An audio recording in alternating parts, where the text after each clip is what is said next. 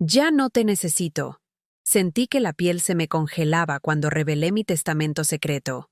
Hoy, voy a contarte algo que nunca pensé que contaría. Y si tú, por un segundo, sientes que esto parece familiar, solo te pido que dejes un like y te suscribas. Me ayudará a continuar desahogándome. Mi nombre es Leonor Herrera, tengo 67 años y vivo en un pequeño barrio de Guadalajara, donde las casas tienen patios internos llenos de bugambilias y donde el olor a tortillas recién hechas se mezcla con el aroma del café de olla cada mañana. Por más de 4 décadas fui esposa, madre, cocinera, enfermera, chofer y sirvienta de un hombre que solo me veía como una extensión de su casa, como el refrigerador o la estufa, útil, pero invisible. Era una mañana de octubre, fría y gris como suelen ser en esta época del año en Jalisco. El funeral del papá de Tomás había terminado apenas unas horas antes, y yo me encontraba en la cocina de nuestra casa, esa cocina de azulejos talavera que yo misma había elegido cuando nos casamos hace 44 años, preparando café de olla para los familiares que vendrían a acompañarnos en el duelo. Mis manos, arrugadas y manchadas por las quemaduras de tantos años cocinando, temblaban mientras molía los granos de café en el molcajete que había heredado de mi madre. Llevaba puesto mi vestido negro de siempre, el mismo que usaba para todas las ocasiones solemnes desde hacía más de 10 años, porque Tomás nunca me daba dinero para comprar ropa nueva. ¿Para qué necesitas vestidos elegantes si no sales a ningún lado?, me decía cada vez que yo le pedía algo para mí. El vestido me quedaba holgado. Había perdido tanto peso en los últimos meses por el estrés y la preocupación que mi cuerpo parecía flotar dentro de la tela negra como un fantasma dentro de su sudario. En la estufa, el café comenzaba a hervir con ese sonido burbujeante que me había acompañado durante miles de mañanas iguales. Agregué la canela en raja y el piloncillo, esperando que el aroma dulce y especiado llenara la cocina y me diera aunque fuera un momento de paz. Pero en ese instante, escuché los pasos pesados de Tomás, bajando por las escaleras de madera que crujían bajo su peso. Sus botas de cuero, esas que él lustraba religiosamente cada domingo después de misa, resonaban contra el suelo de barro como martillazos en mi pecho. Entró a la cocina con esa sonrisa extraña que no le había visto nunca, una sonrisa que no llegaba a sus ojos oscuros, sino que se quedaba flotando en sus labios como una mueca mal dibujada. Se acercó a la mesa donde yo había puesto los bolillos recién horneados, esos que me había levantado a las 5 de la mañana a preparar porque sabía que a los familiares les gustarían calentitos con el café. Su mano grande y callosa tomó uno de los panes, lo partió por la mitad y lo untó con mantequilla mientras me observaba con esa mirada que yo había aprendido a temer durante tantos años.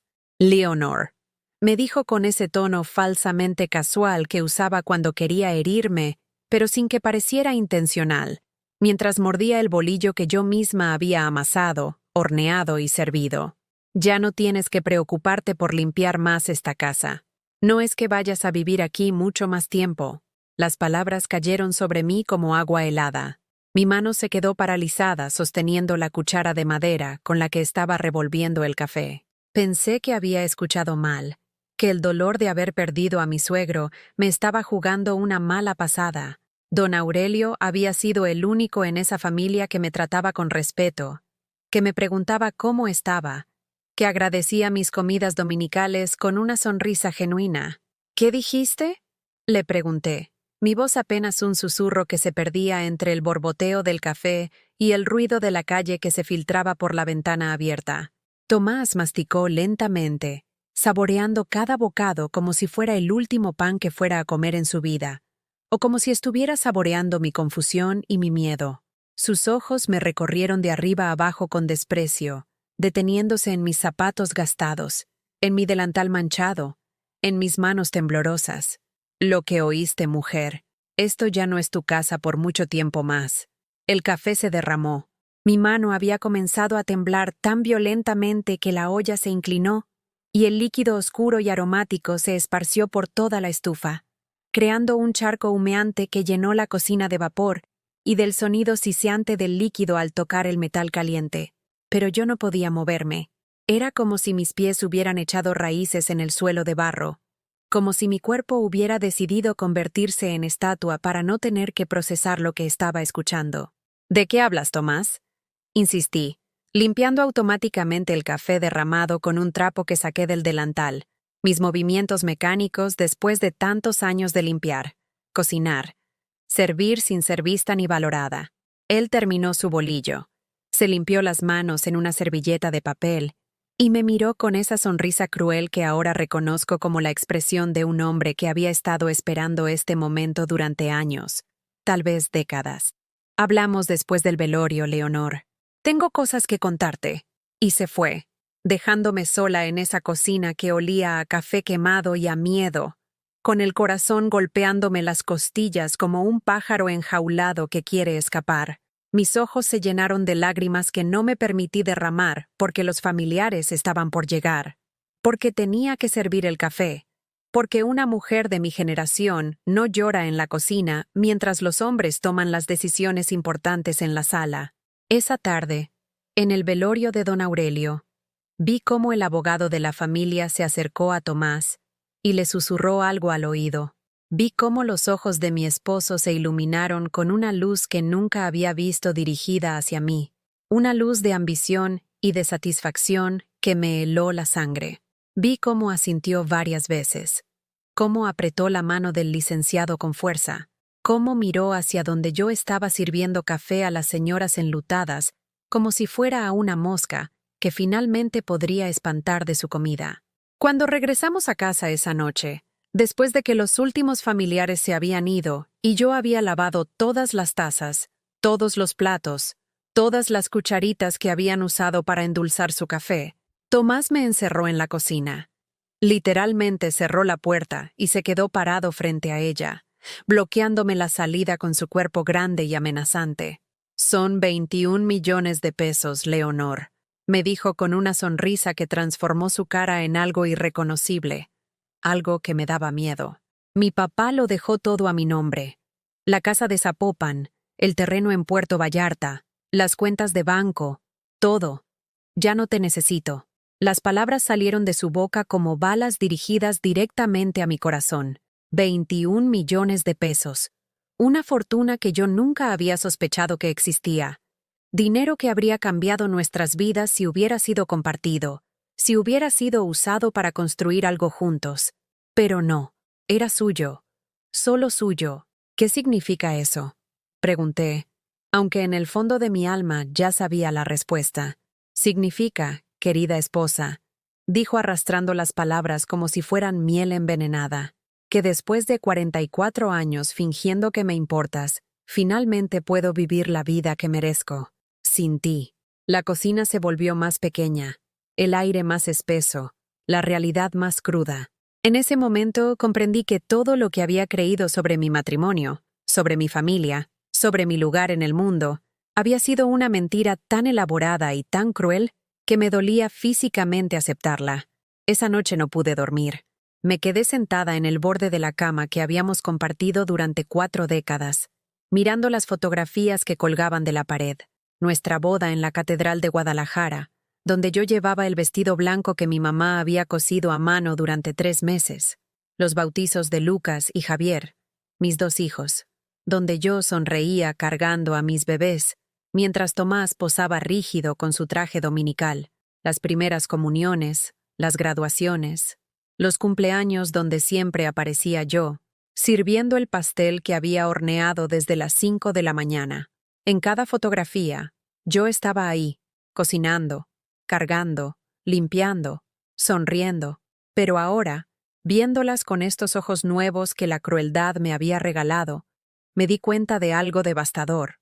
En ninguna de esas fotos alguien me estaba cuidando a mí, ni una sola imagen donde Tomás me abrazara con ternura, donde mis hijos me dieran un beso espontáneo, donde yo apareciera descansando mientras otros servían. Siempre había sido la sombra detrás de cada celebración, la mano invisible que hacía posible cada momento feliz para todos los demás.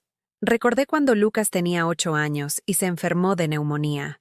Pasé 3 noches en vela cuidándolo, llevándole tecitos de bugambilia que preparaba cada 2 horas, aplicándole paños de agua tibia en la frente cuando la fiebre lo hacía delirar. Tomás durmió plácidamente en el sillón de la sala, alegando que tenía que trabajar al día siguiente y que las madres están hechas para eso. Cuando el niño se recuperó, todos dijeron que había sido un milagro. Nadie mencionó mis noches sin dormir. O cuando Javier se casó hace 5 años, y yo ahorré durante 2 años, peso por peso, de lo poco que Tomás me daba para los gastos del hogar, para poder regalarle los aretes de perlas que había visto en el mercado de San Juan de Dios.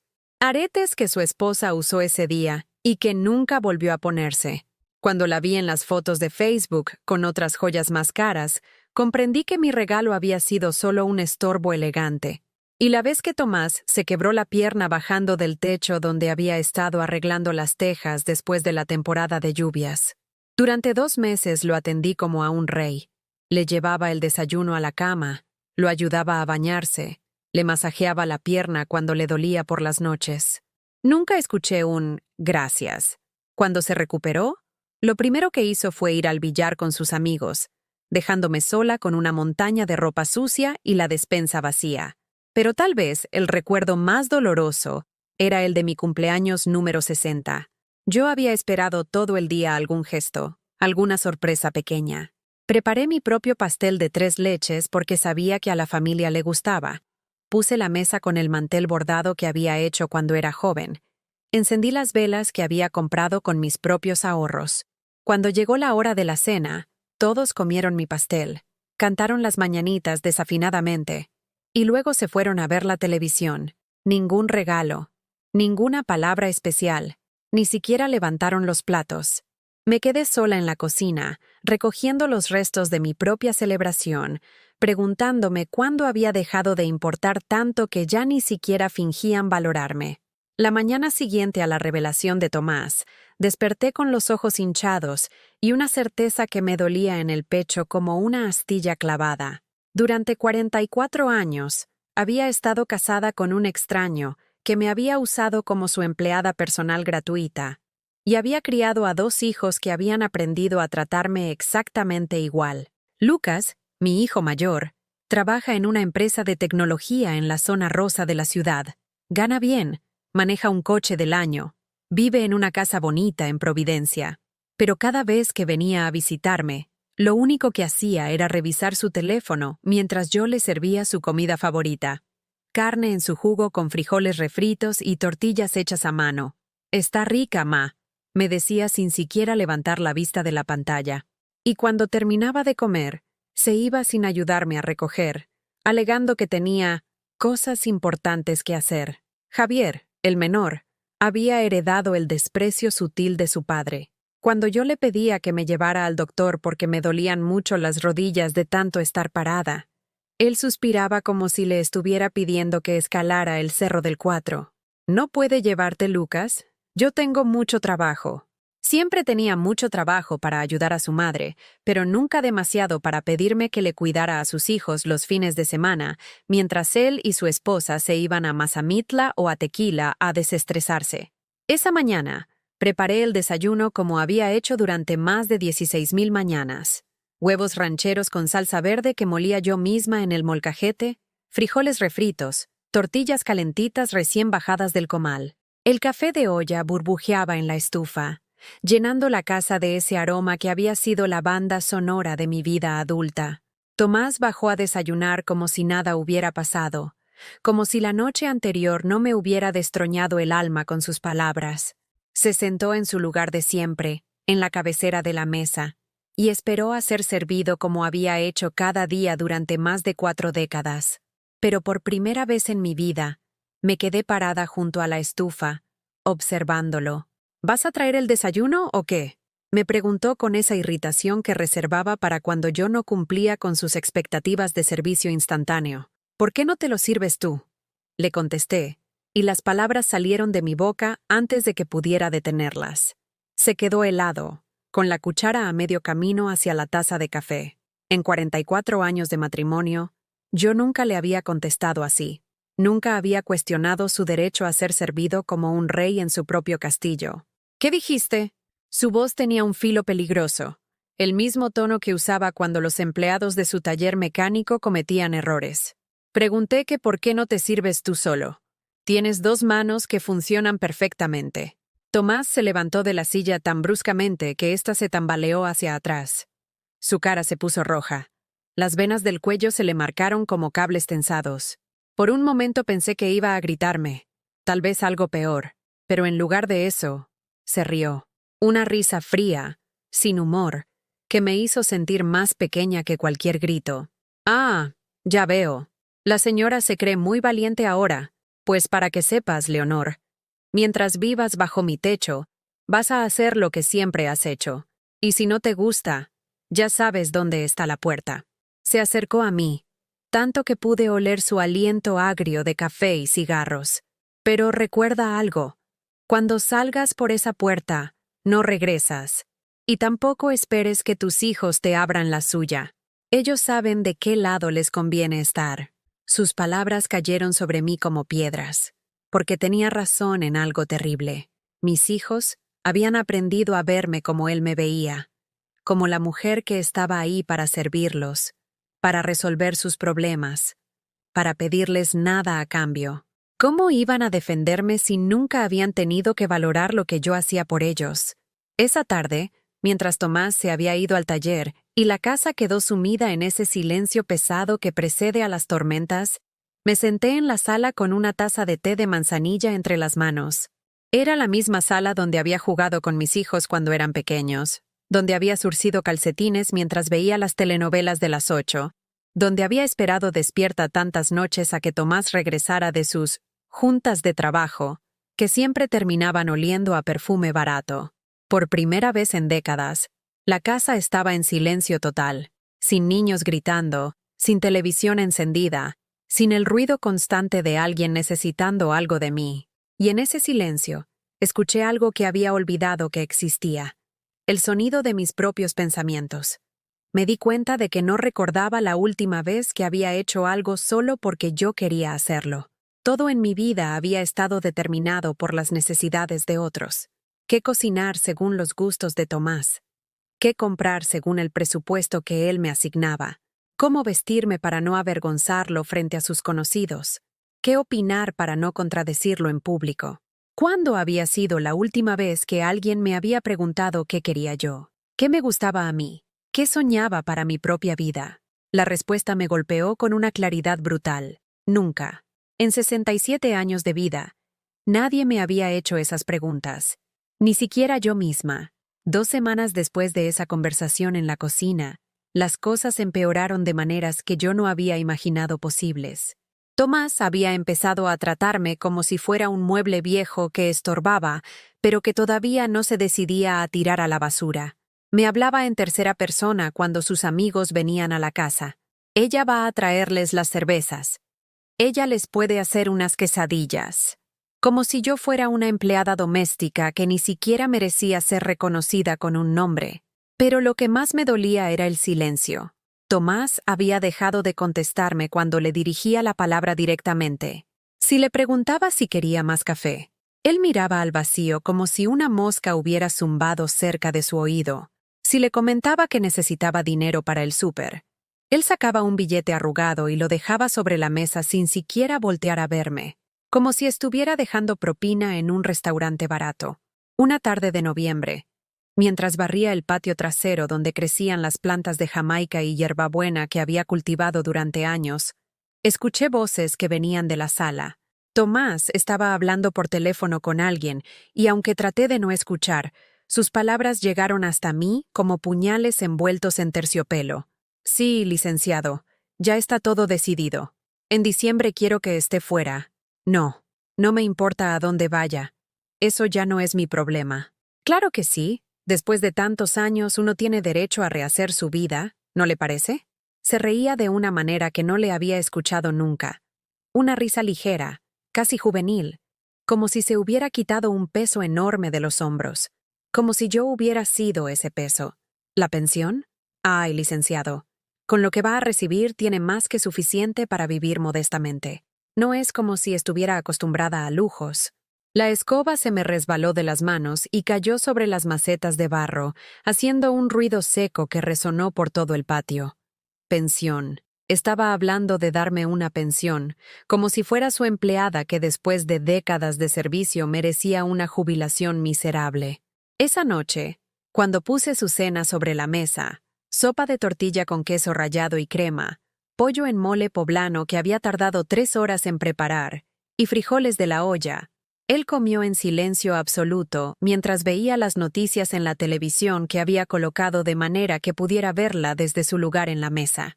Yo me senté frente a él con mi propio plato, pero el mole me sabía a cartón y la sopa se me atoraba en la garganta.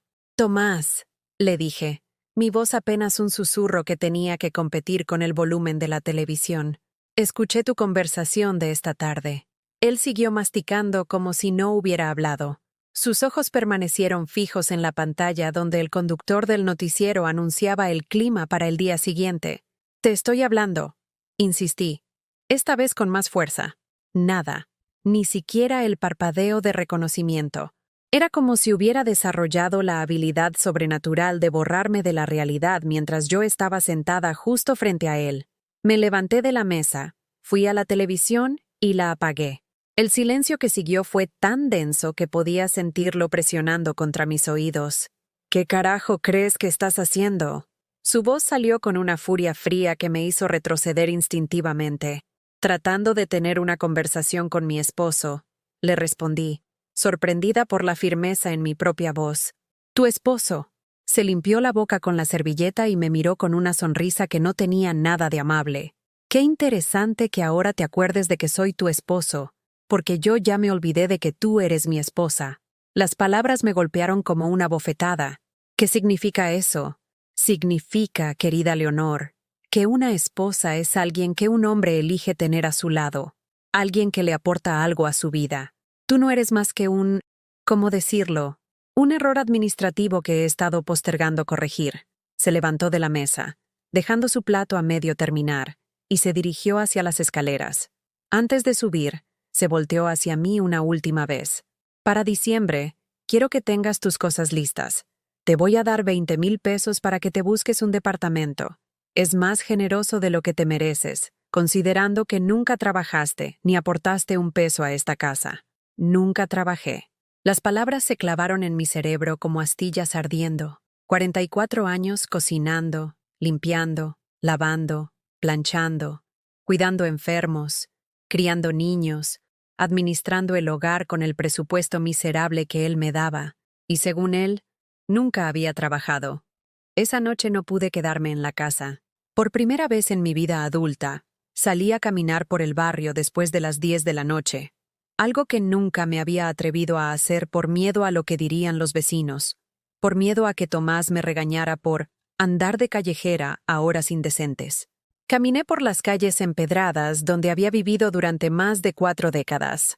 Pasé frente a la panadería de Don Chema donde compraba el pan dulce de los domingos, frente a la tienda de Doña Carmen donde me fiaba cuando no me alcanzaba el dinero del gasto, frente a la capilla de la Virgen de Guadalupe, donde había ido a rezar tantas noches, pidiendo que mi matrimonio mejorara, que mis hijos fueran buenos, que Tomás me tratara con más cariño. Las farolas alumbraban débilmente las banquetas agrietadas, y el aire nocturno olía a copal de alguna casa donde estaban velando a un difunto, mezclado con el aroma de las flores de los patios, jazmines, rosas, bugambilias que trepaban por las bardas de adobe. Era mi barrio, el lugar donde había echado raíces, donde conocían mi nombre y mi historia. Pero por primera vez me di cuenta de que también era mi cárcel. En cada esquina había recuerdos que ahora me dolían. La banca del parque donde había llevado a mis hijos a jugar, mientras esperaba que Tomás terminara sus reuniones de trabajo los sábados por la tarde. La farmacia donde había comprado medicinas para toda la familia durante décadas, siempre pagando de mi propio dinero porque esas cosas son responsabilidad de las madres. La iglesia donde había prometido ante Dios amar, honrar y obedecer hasta que la muerte nos separara. Regresé a casa pasada la medianoche. Tomás ya se había acostado y roncaba como si no tuviera ninguna preocupación en el mundo. Me quedé parada junto a la cama, observando a este hombre que había compartido mi almohada durante tantos años, y por primera vez lo vi como lo que realmente era, un extraño que había usado mi amor y mi lealtad para construir su comodidad, mientras destruía sistemáticamente mi dignidad. A la mañana siguiente, cuando bajé a preparar el desayuno, encontré una nota sobre la mesa de la cocina, escrita en la letra clara y ordenada que Tomás usaba para sus facturas del taller. Leonor, a partir de hoy ya no necesitas cocinarme. Voy a comer en el restaurante de Lupita. También suspendí el dinero del gasto. Considera estos 2 meses como tiempo para que te vayas adaptando a tu nueva situación. Con 20,000 pesos puedes vivir tranquila mientras buscas trabajo de lo que sepas hacer. El papel temblaba en mis manos. Trabajo de lo que sepas hacer. Como si administrar un hogar durante 4 décadas no fuera trabajo. Como si criar 2 hijos no fuera trabajo. Como si cuidar a sus padres enfermos durante sus últimos años no fuera trabajo. Como si mantener una casa funcionando como reloj suizo con el dinero limitado que él me daba no requiriera habilidades que cualquier empresa pagaría bien. Pero lo que más me dolió fue darme cuenta de que tenía razón en una cosa terrible. Yo no sabía hacer nada más. Había entregado mi juventud, mi inteligencia, mi energía a servir a una familia que ahora me desechaba como a un electrodoméstico viejo. No tenía estudios formales, no tenía experiencia laboral, no tenía referencias profesionales. A los 67 años me enfrentaba al mundo como si fuera una adolescente, pero con el cuerpo cansado y el alma rota de una mujer que había gastado toda su vida en otros. Esa tarde, por primera vez en mi vida, no limpié la casa. Me quedé sentada en la sala, mirando las fotografías familiares que colgaban de las paredes, preguntándome cuándo había comenzado a desaparecer de mi propia vida. En las fotos más recientes, yo aparecía cada vez menos, hasta que en las últimas ya solo salían Tomás con sus amigos del taller, o mis hijos con sus familias en restaurantes a los que nunca me habían invitado. Era como ver el documental de mi propia extinción, cuadro por cuadro. La primera persona en darse cuenta de lo que estaba pasando fue mi nieta Sofía, la hija menor de Lucas. Tenía apenas 13 años, pero poseía esa intuición que a veces tienen los niños para detectar cuando algo anda mal en el mundo de los adultos, aunque no sepan exactamente qué. Era un sábado por la tarde cuando llegó a la casa sin avisar. Como solía hacer antes cuando yo siempre tenía galletas de avena recién horneadas y chocolate caliente esperándola. Pero esta vez la encontré sentada en la cocina, vacía y fría, con los trastes sin lavar desde el día anterior apilados en el fregadero como una torre de cerámica sucia. ¿Abuela?, me preguntó con esa voz pequeña que usan los niños cuando sienten que algo muy grande y malo está sucediendo. ¿Por qué no hay comida en el refrigerador? Era verdad. El refrigerador que siempre había estado lleno de sobras tentadoras, frutas frescas y los ingredientes para preparar cualquier antojo, ahora lucía tan desolado como el mostrador de una tienda quebrada. Solo había un pedazo de queso duro, algunas tortillas de hace 3 días y una lata de frijoles que había encontrado olvidada en la despensa. Es que tu abuelo y yo estamos haciendo algunos cambios, mi amor. Le mentí, tratando de sonreír mientras revolvía los frijoles en una olla pequeña. No sabía cómo explicarle a una niña de 13 años que su abuelo me había cortado el dinero del gasto como castigo por atreverme a cuestionar mi lugar en la cadena alimenticia familiar. Sofía se quedó callada, observándome con esos ojos grandes y oscuros que había heredado de su padre. Después de un rato, se acercó y me abrazó por la cintura con una fuerza que no esperaba de sus brazos delgados. «Abuela, ¿estás triste?». La pregunta me partió el corazón porque era la primera vez en meses que alguien me preguntaba cómo me sentía. Ni Tomás, ni mis hijos, ni siquiera yo misma me había hecho esa pregunta últimamente. Un poquito, sí, admití, acariciando su cabello que olía a champú de manzanilla y a juventud. ¿Es por el abuelo? Los niños siempre saben más de lo que los adultos creemos. Sofía había crecido viendo cómo su abuelo me trataba. Había sido testigo silenciosa de años de desprecios disfrazados de bromas, de órdenes disfrazadas de peticiones, de humillaciones disfrazadas de dinámicas familiares normales. «Es complicado, mi amor», le dije, porque no sabía cómo explicarle que su abuelo había decidido que después de 44 años de matrimonio, yo ya no valía la pena. Ese domingo, Lucas vino a buscar a Sofía. Lo esperaba encontrar como siempre, distraído, con prisa, revisando su teléfono mientras yo le empacaba comida para llevar. pero esta vez entró a la casa con una expresión que no le había visto antes, una mezcla de confusión y algo que podría haber sido preocupación. Ma, Sofía me dijo que no tienes comida, me dijo, mirando alrededor de la cocina como si la viera por primera vez. ¿Qué está pasando aquí? Por un momento, sentí una chispa de esperanza. Tal vez mi hijo mayor, el que había salido adelante gracias a todos los sacrificios que yo había hecho para pagarle la escuela privada, la universidad, los cursos de inglés, se daría cuenta de que algo estaba terriblemente mal y se pondría de mi lado. Tu papá decidió que ya no necesito dinero para el gasto. Le expliqué con la voz más neutral que pude lograr. Dice que va a comer en el restaurante de Lupita y que yo me las arregle como pueda. Lucas frunció el ceño, pero no de la manera que yo esperaba. No era indignación por el trato injusto hacia su madre. Era molestia por tener que lidiar con problemas de adultos que no quería entender. ¿Y por qué no hablan esto como personas civilizadas? ¿Por qué siempre tienen que hacer dramas? Dramas. Mi hijo de 42 años, casado, con hijos propios, acababa de reducir la destrucción sistemática de su madre a dramas, como si el problema fuera mi reacción emocional y no el hecho de que su padre me hubiera dejado sin recursos básicos para sobrevivir. Lucas, le dije, tratando de mantener la calma, no estoy haciendo ningún drama. Solo te estoy explicando por qué tu hija encontró el refrigerador vacío. Bueno, pues arréglense. Los dos son adultos. Se dirigió hacia la puerta, llamando a Sofía para que lo siguiera. Antes de salir, se volteó y me dijo algo que me dejó helada. Ma, por favor no metas a la niña en sus problemas matrimoniales. Ella no tiene por qué cargar con eso. Se fue, llevándose a Sofía, quien me miró por encima del hombro con esos ojos tristes que parecían disculparse por no poder hacer nada más por mí. Me quedé parada en la puerta, viendo cómo el coche de mi hijo se alejaba por la calle empedrada, comprendiendo con una claridad brutal que para él, yo era el problema, no su padre, quien había decidido unilateralmente cortar mi sustento, no la situación injusta de una mujer mayor abandonada económicamente por su esposo. Yo, mi existencia, mis necesidades, mis sentimientos, eran problemas matrimoniales que molestaban la paz de su vida ordenada. Esa tarde llamé a Javier, mi hijo menor, esperando encontrar en él la comprensión que no había hallado en Lucas. Javier siempre había sido más sensible, más parecido a mí en temperamento. Cuando era niño, venía corriendo a abrazarme cada vez que llegaba de la escuela. Me ayudaba en la cocina sin que se lo pidiera. Me regalaba dibujos que yo guardaba como tesoros en una caja de zapatos. Hijo, necesito platicar contigo, le dije cuando contestó el teléfono.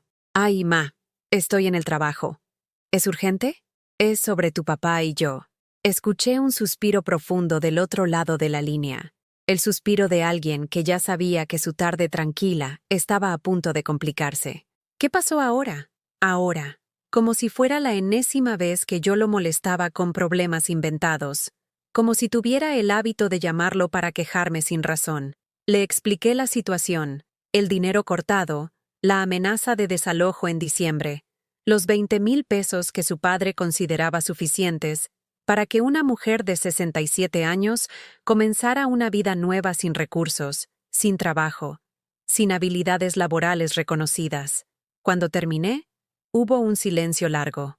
Por un momento pensé que se había cortado la llamada. ¿Javi? ¿Estás ahí? Sí, ma, estoy aquí. Mira, creo que papá tiene razón. Las palabras me golpearon como un puñetazo en el estómago. ¿Cómo? Han estado casados 40 y tantos años y nunca se han llevado bien. Siempre están peleando. Siempre hay tensión en la casa cuando vamos de visita. Tal vez es hora de que cada quien tome su camino. Javier, tu papá me está echando de mi propia casa. Me está dejando sin dinero para comer. Ma, no seas dramática. Te está dando 20,000 pesos. Con eso puedes rentar un departamentito y buscar trabajo. Hay señoras de tu edad que trabajan cuidando niños, limpiando casas. No es el fin del mundo. Trabajo limpiando casas. Mi propio hijo. El niño que yo había arrullado cuando tenía pesadillas, al que le había enseñado a leer con paciencia infinita, para quien había guardado cada peso de mi dinero personal para comprarle los juguetes que quería para Navidad. Me estaba sugiriendo que me fuera a limpiar casas ajenas a los 67 años. Además, continuó, papá ya no es joven. Merece disfrutar su dinero en paz, sin discusiones constantes. Sin discusiones constantes. Para mis hijos, el problema no era que su padre me tratara como basura. El problema era que yo ya no lo soportaba en silencio como había hecho durante décadas. ¿Y yo no merezco disfrutar mis últimos años en paz? Le pregunté, mi voz quebrada por la incredulidad. Claro que sí, Ma. Por eso creo que separarse es lo mejor para los dos. Van a estar más tranquilos. Colgó poco después, dejándome con el teléfono en la mano y una certeza devastadora. Mis hijos habían tomado partido, y no era el mío. Para ellos, yo era la esposa problemática que no sabía mantener contento a su marido, la madre neurótica que exageraba situaciones normales, la mujer que se resistía a aceptar su destino, con la gracia y resignación que esperaban de alguien de mi generación. Esa noche, por primera vez en mi vida adulta, me serví una copa de vino. Era una botella barata que había comprado meses atrás para cocinar, pero que nunca había usado. Me senté en el patio trasero, entre mis plantas de hierbabuena y jamaica, bajo las estrellas que se veían más brillantes ahora que las luces de la ciudad no me molestaban tanto, y bebí ese vino agrio mientras reflexionaba sobre el momento exacto en que me había vuelto invisible para mi propia familia.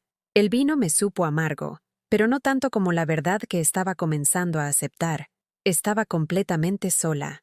El lunes por la mañana desperté con una sensación extraña en el pecho, como si algo se hubiera roto durante la noche y ahora respirar fuera diferente.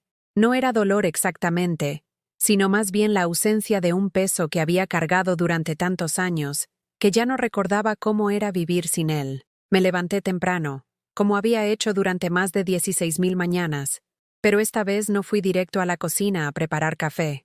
Me quedé parada frente al espejo del baño, observando a la mujer que me devolvía la mirada. Tenía el cabello gris despeinado, arrugas profundas alrededor de los ojos que hablaban de años de preocupaciones silenciosas, y una palidez que me hacía ver como un fantasma de mí misma. Pero había algo diferente en mis ojos, una chispa que no había visto en décadas, una luz pequeña pero firme que me recordaba a la muchachita de 22 años que se había casado llena de sueños y esperanzas. Bajé a la cocina, pero en lugar de poner la cafetera como siempre, me serví un vaso de agua y me senté a la mesa. Por primera vez en 44 años, no iba a preparar el desayuno para Tomás. Él había dicho que comería en el restaurante de Lupita, así que perfecto. Que se las arregle solo. A las 8:30 escuché sus pasos bajando las escaleras. El sonido de sus botas contra la madera se detuvo abruptamente cuando llegó a la cocina y vio la estufa apagada, la cafetera fría, la mesa vacía. ¿Y mi desayuno?, me preguntó con esa autoridad que había usado conmigo durante décadas. En el restaurante de Lupita, le contesté sin levantar la vista del vaso de agua que sostenía entre mis manos como si fuera lo más interesante del mundo. Se quedó parado en el marco de la puerta, procesando mi respuesta.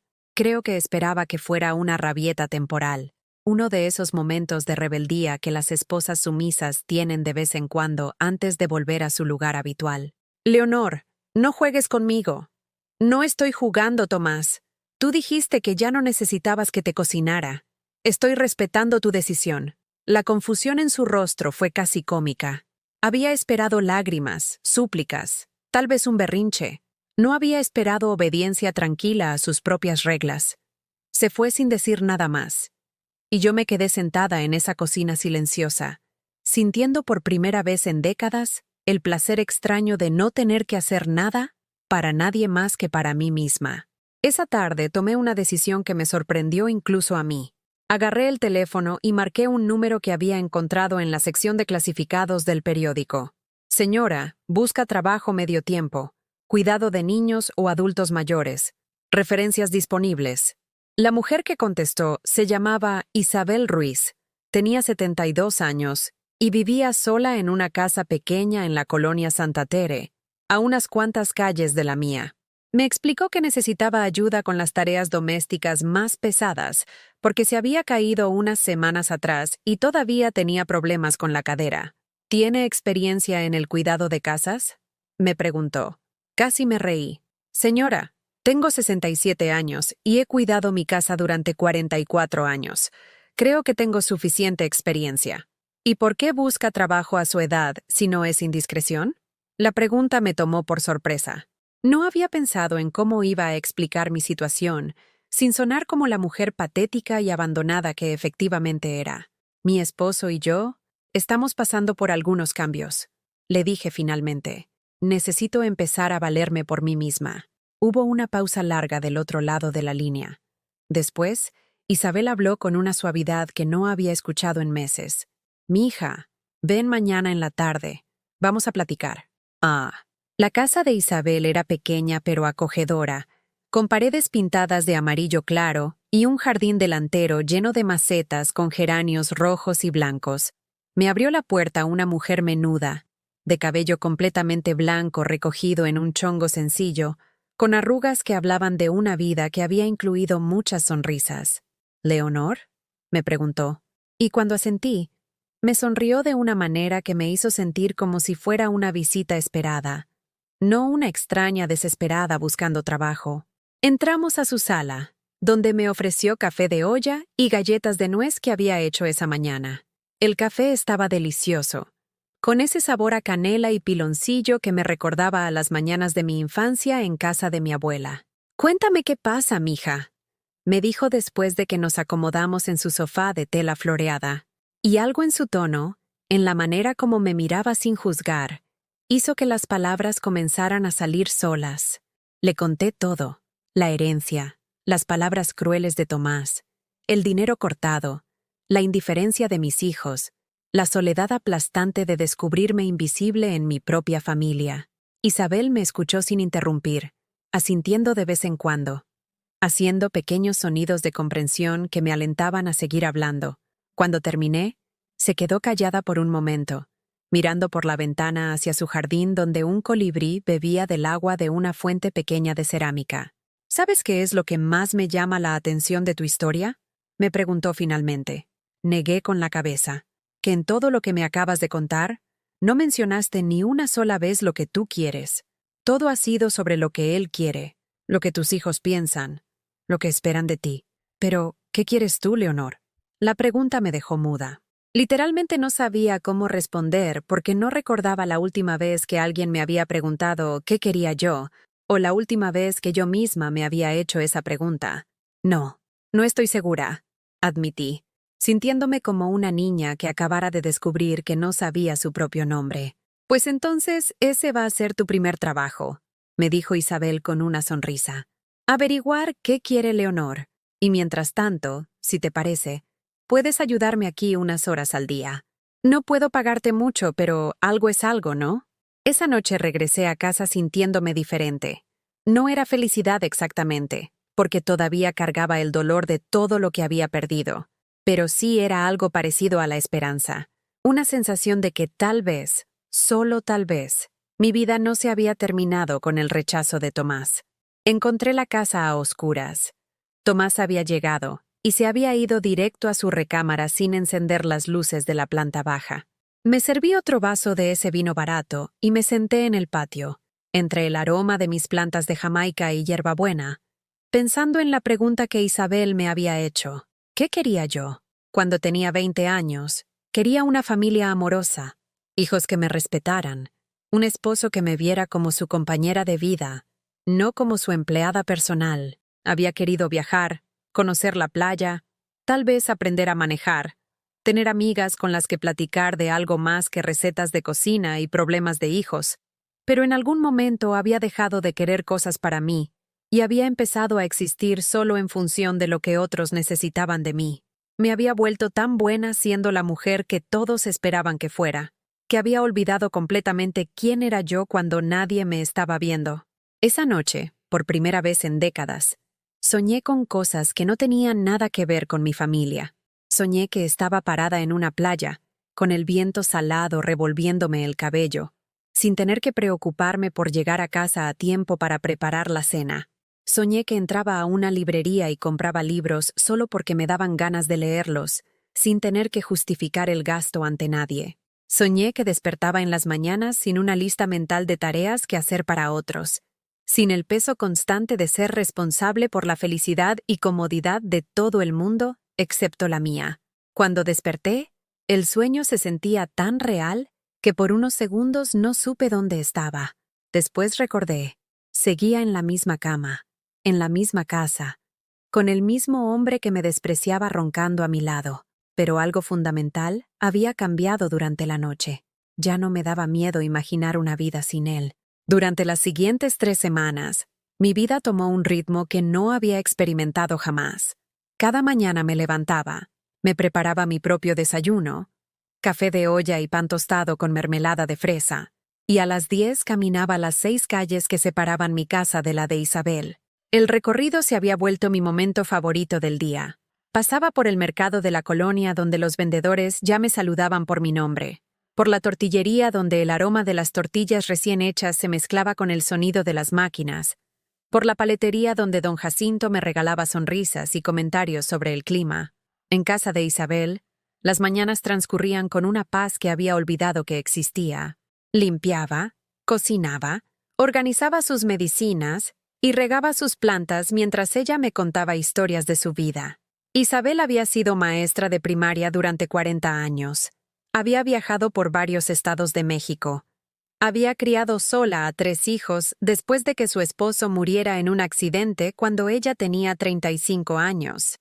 ¿Cómo lo hizo?, le pregunté un día mientras lavábamos juntas los trastes del almuerzo. ¿Cómo crió a 3 niños sola y siguió adelante? Un día a la vez, mija, me respondió, secando un plato de peltre azul con un trapo bordado a mano, y aprendiendo a no sentir lástima por mí misma. La lástima es como el azúcar, un poquito endulza, pero mucha te enferma.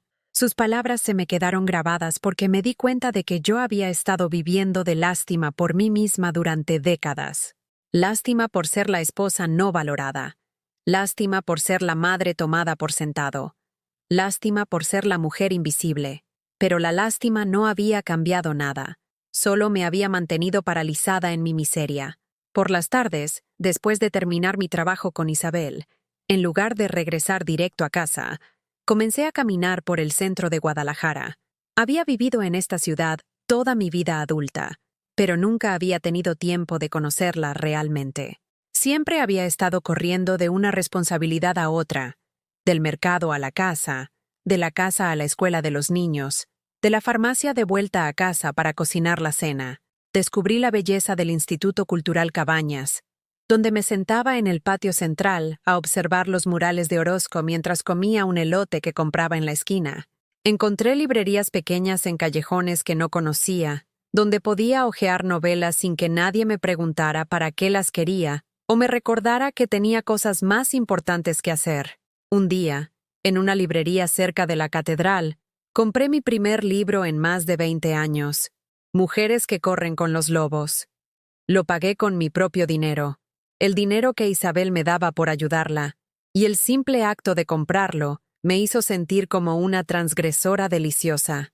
Pero fue durante la 4ª semana de mi nueva rutina cuando todo cambió de una manera que no esperaba. Era un jueves por la tarde, y yo estaba regresando de casa de Isabel cuando vi el coche de Lucas estacionado frente a mi casa.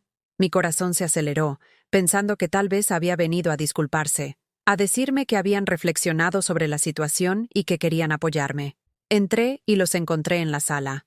Lucas, Javier y Tomás, sentados como si fuera una junta de consejo de administración.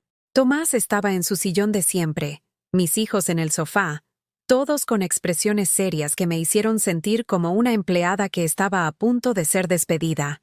«Siéntate, ma», me dijo Lucas, señalando la silla individual que quedaba frente a ellos, separada del grupo como si fuera el banquillo de los acusados. «Tenemos que hablar contigo sobre tu comportamiento reciente», comenzó Javier, usando ese tono condescendiente que había perfeccionado desde que se casó y se sentía muy adulto. «¿Mi comportamiento?», pregunté, sentándome en la orilla de la silla porque algo en el ambiente me decía que esta conversación no iba a terminar bien. «Sí, ma», continuó Lucas. «Papá nos contó que ya no le cocinas, que sales de la casa sin decir a dónde vas, que llegaste ayer después de las 7 de la noche. La gente del barrio está empezando a hablar. La gente del barrio.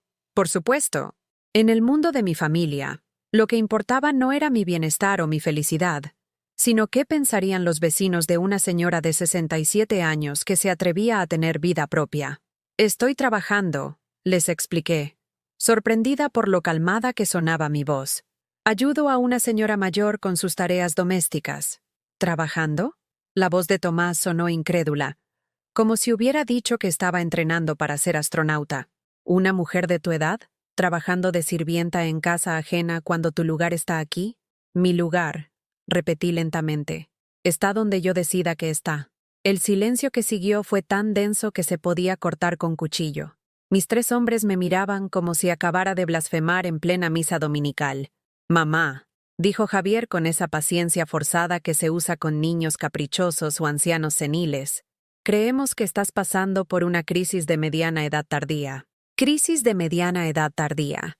Habían reducido mi despertar, mi primera experiencia de autonomía en décadas, a un término psicológico que les permitía no tomar en serio lo que estaba sucediendo.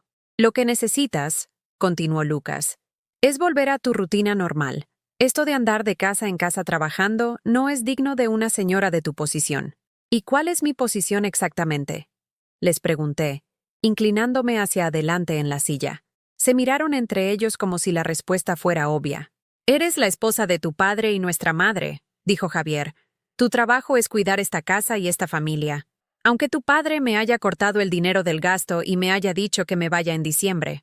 Esas son cosas entre ustedes dos, intervino Lucas. Nosotros no nos podemos meter en problemas matrimoniales, pero sí podemos pedirte que no nos avergüences trabajando de empleada doméstica. Avergüences. La palabra me golpeó como una bofetada. Para ellos, mi trabajo honesto para ganarme la vida era una vergüenza, pero los años de humillaciones que había soportado de su padre, esos no eran vergonzosos. Mi invisibilidad, mi falta de voz, mi reducción a una función doméstica, eso era digno, pero trabajar para valerme por mí misma, eso era humillante.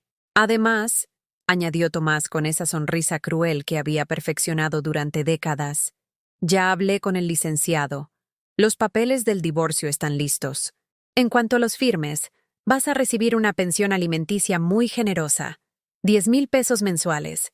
Es más de lo que gana mucha gente. 10,000 pesos. Menos de la mitad de lo que él gastaba en sus salidas al billar con sus amigos cada mes. Menos de lo que costaba mantener su camioneta. Una cantidad calculada para que yo pudiera sobrevivir, pero nunca prosperar. ¿Y si no firmo?, pregunté. La pregunta los tomó por sorpresa. Claramente habían esperado que me sintiera agradecida por su generosidad. Bueno, dijo Tomás, perdiendo un poco de su compostura, entonces las cosas se pueden poner complicadas. En un divorcio contencioso, podrías terminar con menos, mucho menos. Era una amenaza clara. Firma los papeles como una mujer obediente y recibe tu limosna mensual, o pelea y arriesgate a quedarte sin nada. Me levanté de la silla, y los 3 se tensaron como si creyeran que iba a explotar en lágrimas o súplicas. Necesito pensarlo, les dije. ¿Pensarlo? Lucas se veía confundido. Ma, te están ofreciendo una salida digna de toda esta situación. ¿Qué hay que pensar? Los miré a los 3. Estos hombres que habían definido mi identidad durante décadas, que habían decidido mi valor y mi lugar en el mundo sin consultarme jamás. Y por primera vez en mi vida, los vi exactamente por lo que eran. 3 extraños que nunca me habían conocido realmente, que nunca se habían molestado en preguntarse quién era yo, más allá de las funciones que cumplía para ellos. Hay mucho que pensar, les dije. Más de lo que ustedes se imaginan. Salí de la sala, subí a mi recámara, y cerré la puerta con llave. Afuera escuché murmurios, conversaciones en voz baja, la puerta principal cerrándose cuando mis hijos se fueron. Esa noche, saqué del buró el libro que había comprado y me puse a leer. Las primeras páginas hablaban de mujeres que habían perdido su instinto salvaje, que habían sido domesticadas hasta olvidar su propia fuerza. Habían sido criadas para ser complacientes, serviciales, invisibles. Era mi historia. Era la historia de millones de mujeres como yo. Pero el libro también hablaba de despertar, de recordar quiénes éramos antes de que nos enseñaran quiénes deberíamos ser.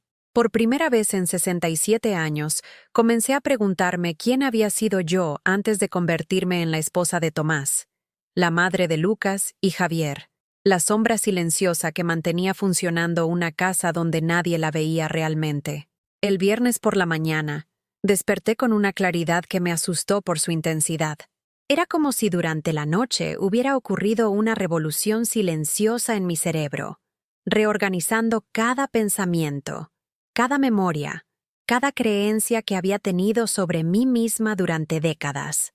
Me bañé con calma, me vestí con mi mejor blusa, una de color azul marino que había comprado hace años pero que nunca me ponía porque Tomás decía que me hacía ver presumida, y bajé a desayunar. Preparé café solo para mí, tostadas con mantequilla y mermelada de durazno, y me senté a comer mientras veía por la ventana cómo los vecinos comenzaban sus rutinas matutinas. Tomás bajó a las 8, como siempre, esperando encontrar su desayuno servido. Al ver la mesa vacía y a mí desayunando tranquilamente sola, su cara pasó por varias emociones: confusión, irritación y finalmente una especie de rabia controlada que conocía bien. ¿Se puede saber qué está pasando aquí?, me preguntó, parado en el marco de la puerta como un emperador ofendido. Estoy desayunando, le respondí sin levantar la vista de mi tostada. ¿Y mi desayuno? Por primera vez en mi vida, lo miré directamente a los ojos y le sonreí. No una sonrisa servil o temerosa, sino una sonrisa que venía de un lugar dentro de mí que él nunca había conocido. Tomás, ayer me dijiste que los papeles del divorcio están listos. Si ya no soy tu esposa en tu mente, entonces ya no soy tu cocinera tampoco. Se quedó mudo por unos segundos, procesando que las reglas del juego habían cambiado sin que él diera su permiso. Leonor, no seas ridícula. Hasta que no firmes esos papeles, sigues siendo mi esposa y sigues teniendo obligaciones en esta casa. Me levanté de la mesa, llevé mi plato al fregadero y me volví hacia él con una tranquilidad que me sorprendió incluso a mí. Tomás, durante 44 años cumplí mis obligaciones mientras tú violabas las tuyas. Un esposo debe amar, proteger y respetar a su esposa. Tú no has hecho ninguna de esas cosas en décadas, así que no, ya no tengo obligaciones contigo. Salí de la cocina, tomé mi bolsa y me dirigí a la puerta.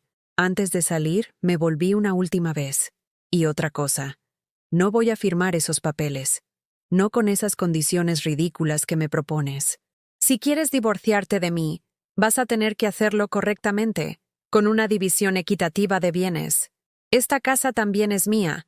La construimos juntos durante 4 décadas. La expresión de shock en su cara fue tan completa que casi me dieron ganas de reír. En 44 años, nunca me había atrevido a contradecirlo directamente, mucho menos a establecer mis propios términos para algo tan importante como el divorcio. Caminé hacia la casa de Isabel con una energía que no había sentido en años. Cada paso me alejaba no solo físicamente de esa casa que había sido mi prisión, sino emocionalmente de la mujer que había sido durante décadas. La mujer que se hacía pequeña para que otros se sintieran grandes, que se callaba para que otros pudieran hablar, que desaparecía para que otros pudieran brillar. Isabel me recibió con su sonrisa de siempre, pero inmediatamente notó algo diferente en mí. ¿Qué pasó, mija? Te ves distinta. Le conté sobre la confrontación de la mañana, sobre mi decisión de no firmar los papeles, sobre la sensación extraña pero poderosa de haber puesto límites por primera vez en mi vida adulta. Isabel me escuchó mientras preparábamos el almuerzo: caldo de pollo con verduras, arroz rojo y tortillas que habíamos comprado esa mañana en la tortillería de la esquina. Asintiendo de vez en cuando con esa sabiduría que viene de haber vivido muchos años y haber visto muchas mujeres despertarse a su propio poder. ¿Sabes qué es lo que más me gusta de lo que me acabas de contar?, me preguntó mientras picaba cebollas que nos hacían llorar a las dos. ¿Qué? Que no lo hiciste con rabia. Lo hiciste con claridad. La rabia es caliente y se enfría rápido, pero la claridad es como el agua fría. Dura mucho tiempo y siempre encuentra su camino. Esa tarde, en lugar de quedarme en casa de Isabel hasta las 5 como siempre, le pedí permiso para salir temprano. Tenía algo que hacer. Caminé hasta el centro de la ciudad y entré a un lugar donde nunca pensé que tendría el valor de ir sola. Un café internet. Le pedí ayuda al muchacho que atendía para abrir una cuenta de correo electrónico propia. Hasta ese momento, había usado la cuenta de Tomás para todo, siempre bajo su supervisión, siempre con su permiso. Con manos temblorosas, escribí mi primer correo electrónico como mujer independiente. Para lucasherrera47@email.com. Javier, ingenierowiemail.com. Asunto: decisión sobre mi vida. Hijos. Ayer me pidieron que firmara papeles de divorcio y aceptara una pensión de 10,000 pesos mensuales. No voy a hacerlo. Durante 44 años sacrifiqué mis sueños, mi individualidad y mi dignidad por una familia que ahora me ve como un estorbo. Trabajé sin salario, cuidé sin reconocimiento, amé sin reciprocidad. He decidido que merezco más, mucho más. No voy a aceptar las migajas que su padre considera apropiadas para la mujer que le dio los mejores años de su vida. Si quiere divorciarse, tendrá que dividir los bienes equitativamente, como marca la ley. También he decidido que no voy a seguir suplicando por el amor y respeto de hijos que claramente han elegido el dinero de su padre por encima de la dignidad de su madre. Cuando estén listos para tratarme como lo que soy, una mujer que merece respeto, no una empleada doméstica que se puede despedir, sepan que estaré aquí, pero no voy a seguir aceptando las migajas de afecto que me han estado dando durante años. Su madre, que finalmente se está conociendo a sí misma, Leonor. Antes de que pudiera arrepentirme, presioné enviar. El resto de la tarde lo pasé caminando por el centro histórico, visitando lugares que había visto cientos de veces, pero nunca había explorado realmente. Entré a la catedral y me senté en una banca del fondo, no para rezar exactamente, sino para absorber la paz que emanaba de ese espacio sagrado, donde miles de personas habían venido a buscar consuelo durante siglos. Compré un helado de limón de un vendedor ambulante y me senté en una banca de la Plaza de Armas a observar a las familias que paseaban, a las parejas jóvenes que se tomaban fotos, a los ancianos que jugaban damas chinas bajo la sombra de los laureles. Por primera vez en décadas, no tenía prisa por llegar a ningún lado, no tenía que cocinar para nadie, no tenía que pensar en qué necesitaban otros de mí.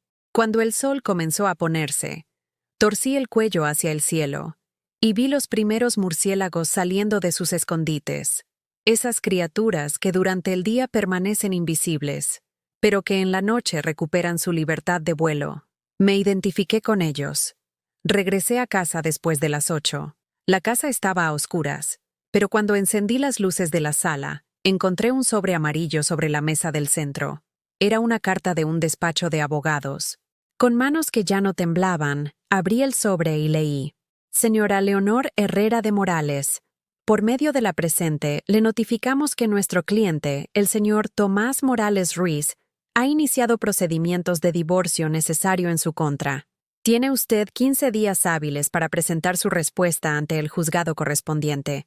De no hacerlo, el procedimiento continuará en rebeldía. Doblé la carta cuidadosamente y la guardé en mi bolsa. Mañana buscaría mi propio abogado.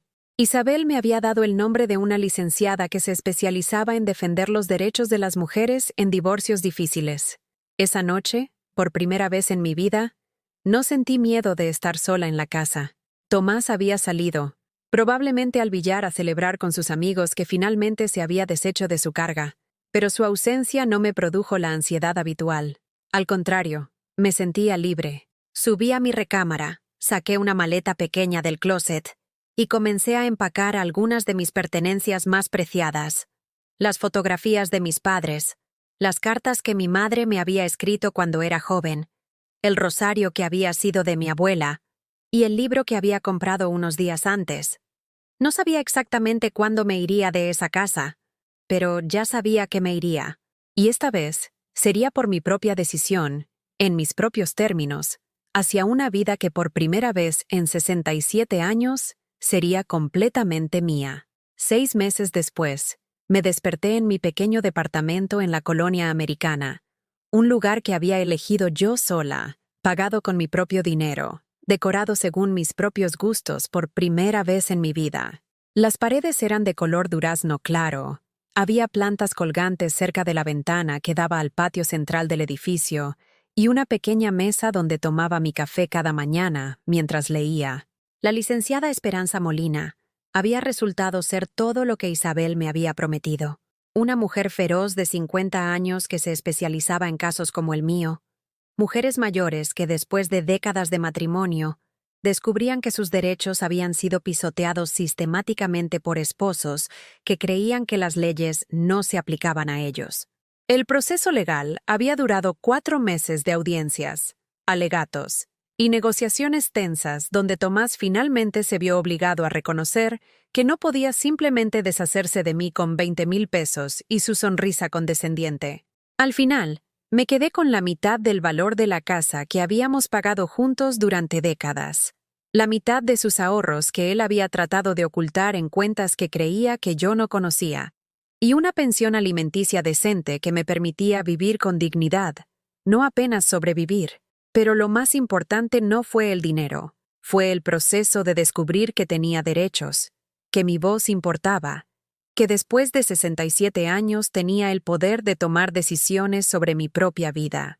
Esa mañana de abril, mientras preparaba café de olla en mi pequeña cocina, una cocina donde nadie esperaba ser servido, donde nadie me gritaba por hacer ruido, donde podía cocinar lo que se me antojara cuando se me antojara, escuché que tocaban a la puerta.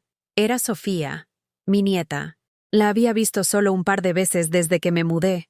Encuentros breves y tensos organizados por Isabel, quien se había ofrecido como intermediaria cuando mis hijos decidieron que hablar conmigo directamente era demasiado complicado. «Hola, abuela», me dijo con esa sonrisa tímida que me recordaba tanto a la niña pequeña, que solía correr a abrazarme cada vez que llegaba a la casa. «Sofía, mi amor, ¿cómo supiste mi dirección?» Se la pedí a la señora Isabel. «Espero que no te moleste». La invité a pasar. Le serví jugo de naranja recién exprimida y galletas de avena que había hecho el día anterior. No para nadie en particular, solo porque me gustaba el olor de la canela y la vainilla llenando mi pequeño espacio. «Abuela», me dijo después de un rato de conversación ligera sobre la escuela y sus amigas, «quería pedirte perdón». «¿Perdón por qué, mi vida?» «Por no haber dicho nada cuando el abuelo te trataba mal. Por no haber defendido cuando papá y el tío Javier hablaban de ti como si no fueras importante». Sus ojos se llenaron de lágrimas, y yo sentí que algo se rompía y se sanaba al mismo tiempo dentro de mi pecho. «Sofía, tú eras una niña. No era tu responsabilidad defenderme. Pero ahora ya no soy una niña», dijo con esa seriedad que a veces tienen los adolescentes cuando se dan cuenta de que el mundo es más complicado de lo que pensaban. «Y quiero que sepas que lo que hiciste, lo que estás haciendo, es increíble». «¿Qué estoy haciendo?» «Viviendo tu vida, tomando tus propias decisiones, mostrándome que las mujeres no tenemos que quedarnos calladas cuando nos tratan mal». Nos abrazamos, y en ese abrazo sentí algo que no había experimentado en años: el amor puro, sin condiciones, sin expectativas de servicio a cambio. «¿Puedo venir a visitarte seguido?», me preguntó antes de irse. «Cuando quieras, mi amor. Esta siempre va a ser tu casa también». Después de que se fue, me quedé sentada en mi pequeña sala, rodeada de los pocos objetos que había salvado de mi vida anterior. Las fotografías de mis padres, mis libros.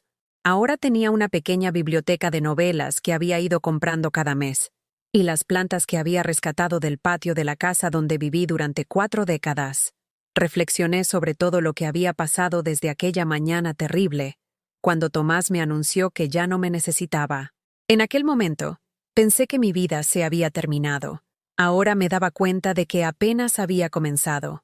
Lucas y Javier nunca me pidieron perdón. De hecho, apenas habíamos hablado desde el día que les envié aquel correo electrónico. Al principio, eso me dolía profundamente. Pero con el tiempo, y con la ayuda de las conversaciones con Isabel y las tardes de terapia que me pude permitir gracias a mi nueva independencia económica, comprendí que no podía obligar a nadie a valorarme o respetarme. Solo podía controlar cómo me trataba a mí misma.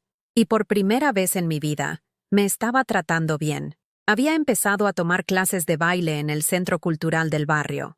Baile folclórico mexicano, Algo que siempre había querido aprender, pero que nunca había tenido tiempo de hacer, porque siempre había alguien más importante que yo que necesitaba mi atención.